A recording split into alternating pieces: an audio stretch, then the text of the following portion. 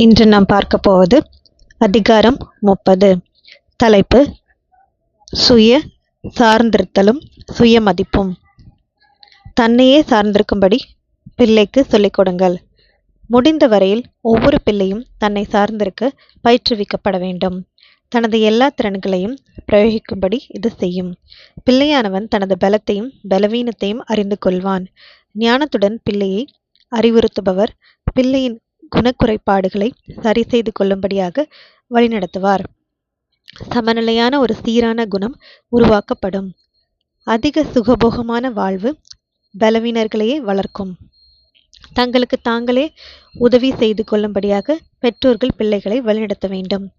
இறந்த பின்பு அவர்களுக்கு பெரிய தொகை விட்டு செல்வதை விட இது மேலானது. தங்களையே சார்ந்து வாழ வேண்டியிருந்த பிள்ளைகள் பெற்றோர்களையே சார்ந்து இருந்த பிள்ளைகளை காட்டிலும் மேலானவர்களாக இருப்பார்கள். நடைமுறை வாழ்க்கைக்கும் தகுதியடைந்திருப்பார்கள். தங்களை தாங்களே பார்த்து கொள்ள வேண்டியிருந்த பிள்ளைகள் தங்களது திறமைகளை பெரிய பரிசுகளாக பாவிப்பார்கள். அளிக்கப்படும் தருணங்களை சிறப்பாக பயன்படுத்தி கொள்வார்கள். வெற்றிகரமாக ஒரு உன்னத இலக்குடன் வாழவும் தங்களை உயர்த்தி கொள்வார்கள்.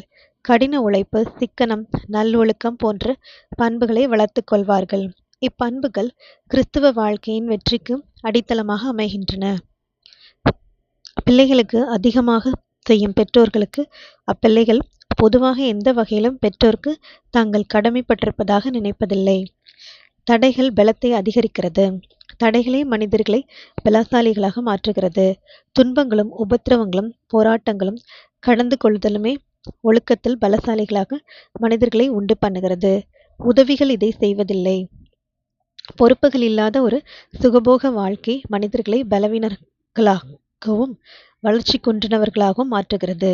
ஒழுக்கத்தில் வல்லமையானவர்களாகவும் பலன் நிறைந்த ஆவிக்குரிய தசைகளையும் இவர்கள் பெற்றிருக்க வேண்டும்.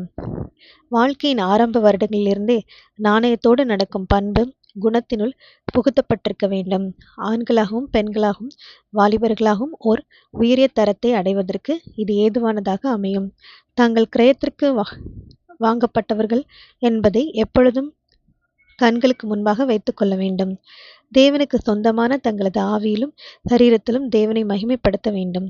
வாழ்க்கையின் நோக்கம் என்ன என்பதையும் தங்களது வாழ்நாட்களின் வேலையாக எது இருக்கப் போகிறது என்பதையும் கவனத்துடன் சிந்திக்க வேண்டும். மாசுபடியாத பழக்க வழக்கங்களை கைக்கொள்ள ஒரு நல்ல அடித்தளம் போடப்பட வேண்டும். மற்றவர்களின் மேலாக தங்களது நல்ல செல்வாக்கு இருக்க வேண்டுமானால் தங்களையே சார்ந்திருக்க வேண்டும். பிரச்சனைகளை தைரியமாக சந்திக்க பிள்ளைகளுக்கு ஆயத்தப்படுத்துங்கள். வீட்டு ஒழுங்கு, பள்ளி ஒழுங்கு ஒரு பக்கம் இருக்க, நடைமுறை வாழ்க்கை கற்றுத்தரும் ஒழுங்கின் பாடங்களும் மறுபக்கம் இருக்கின்றன. இதை ஞானத்துடன் சந்திப்பது எப்படி என்பதை ஒவ்வொரு வாலிபருக்கும் பிள்ளைகளுக்கும் தெளிவுபடுத்தியிருக்க வேண்டும். தேவன் நம் மீது அன்பு கூர்ந்து நமது மகிழ்ச்சிக்காக கிரியை செய்து கொண்டிருக்கிறார் என்பது உண்மையே. அவரது கட்டளை கைக்கொள்ளப்பட்டிருந்தால் எந்த துன்பத்தையும் நாம் அனுபவிக்க வேண்டியிருந்திருக்காது. ஆயினும் இவ்வுலகில் பாவத்தின் விளைவாக உபத்திரவும் பிரச்சனையும் பாரங்களும் ஒவ்வொருவரது வாழ்க்கையிலும் காணப்படுகின்றன. இதுவும் இன்னொரு பெரிய உண்மையாக இருக்கிறது. இப்பிரச்சனைகளையும் பாரங்களையும் தைரியத்துடன் சந்திக்க பிள்ளைகளுக்கு வாலிபர்களுக்கும் கற்றுக் கொடுக்க வேண்டும். இதை நாம் செய்யும் பொழுது அவர்களது வாழ்நாள் முழுவதற்குமான பெரிய நன்மை நாம் செய்கிறோம். நமது கரிசனை பிள்ளைகளுக்கு தேவையே. அதற்காக பிள்ளைகள் சூழ்நிலைகளை எண்ணி பரிதாபத்துடன் தங்களை நோக்கி கொண்டிருக்க கூடாது. இந்த விதமாக அவர்களை வழிநடத்த விடக்கூடாது. அவர்கள் தூண்டப்பட்டு பலனடைய வேண்டும், பலவீனம் அடையக்கூடாது. இவ்வுலகம் ஒரு போர்க்களம் என்பது அவர்களுக்கு சொல்லிக் கொடுக்கப்பட வேண்டும். நல்ல போர் வீரர்களாக எதிர்ப்புகளையும் பிரச்சனைகளையும் சந்திப்பதே அவர்களது அழைப்பாக இருக்கிறது. திடன் கொண்டு உண்மையான மனிதர்களாக அவர்கள் திகழ வேண்டும். பாரங்களை சுமப்பதும் கடினமான இடத்தை எடுத்து கொள்வதும் செய்யப்பட வேண்டிய வேலையை செய்வதுமே அவர்களது குணத்திற்கான சோதனை என்பதை புரிய வையுங்கள். இதை செய்வதற்கான விருப்பம் அவர்களிடம் காணப்பட வேண்டும்.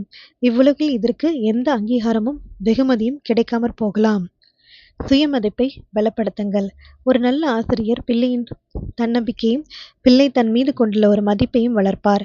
பிள்ளைகளும் வாலிபர்களும் நம்பப்பட வேண்டும். இது அவர்களுக்கு பெரிய நன்மையை செய்கிறது. சிறு பிள்ளைகளும் கூட தங்கள் மீது ஒரு நல்ல மதிப்பை வைத்திருப்பார்கள். மரியாதையுடன் நடத்தப்பட விரும்புவார்கள். இது அவர்களது உரிமையும் கூட கண்காணிக்கப்படாமல் வெளியே செல்லவோ வீட்டினுள் வரவோ முடியாது என்று அவர்கள் நினைக்கும்படி நடத்தப்படக்கூடாது. அவர்களை சந்தேகிப்பது அவர்களது ஒழுக்கத்தை கெடுத்து விடுகிறது. சந்தேகமானது மனசோர்வை அடைய செய்து நாம் தடுக்க விரும்பும் தீமைகளை உருவாக்கி விடுகிறது. அவர்கள் நம்பப்படுகிறார்கள் என்று அவர்கள் நினைக்கும்படி அவர்களை வழிநடத்துங்கள். இப்படிப்பட்ட நடத்தையினால் வாலிபர்களும் நம்பிக்கைக்குரியவர்களாக நடந்து கொள்ள ஏவப்படுவார்கள். ஆமேன்.